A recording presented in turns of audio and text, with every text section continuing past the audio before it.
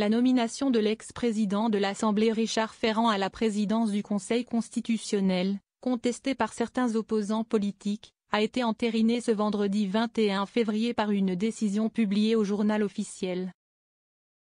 La candidature de Richard Ferrand, proposée par Emmanuel Macron, avait été validée à une voix près par les commissions des lois de l'Assemblée et du Sénat mercredi.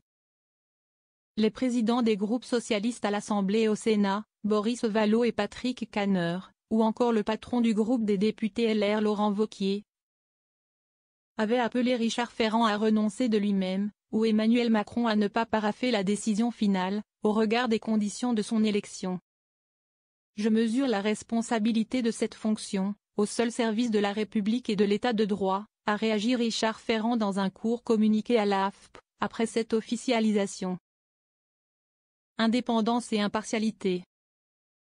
Rendant hommage à l'action de son prédécesseur Laurent Fabius, qui a œuvré avec succès à ouvrir l'institution et a vu sous sa présidence consacrer la valeur constitutionnelle du principe de fraternité ainsi que la nécessité pour le législateur de ne pas compromettre la capacité des générations futures à satisfaire leurs besoins en matière environnementale.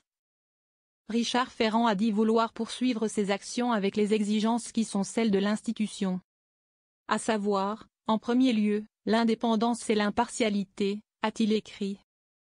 Car, fidèle d'Emmanuel Macron, Richard Ferrand a dû âprement justifier de ces deux qualités durant ses auditions au Parlement, mis sur le grill par tous les bancs.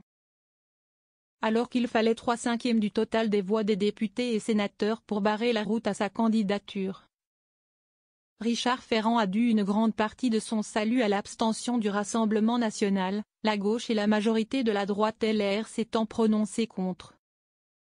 De quoi y voir, pour certains détracteurs, l'existence d'un marché avec le RN. Une QPC très attendue.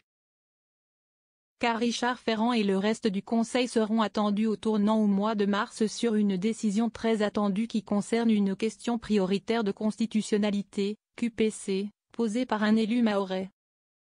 Ce dernier, condamné à une peine d'inéligibilité, conteste son exécution immédiate. Or, Marine Le Pen est elle-même sous la menace d'une inéligibilité immédiate, requise au procès des assistants d'eurodéputés RN.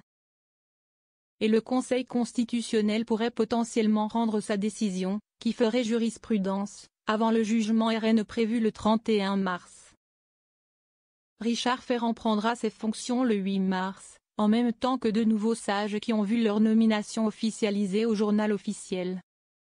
Le sénateur LR Philippe Bas et l'ex-juge et député MoDem Laurence Wiśniewski,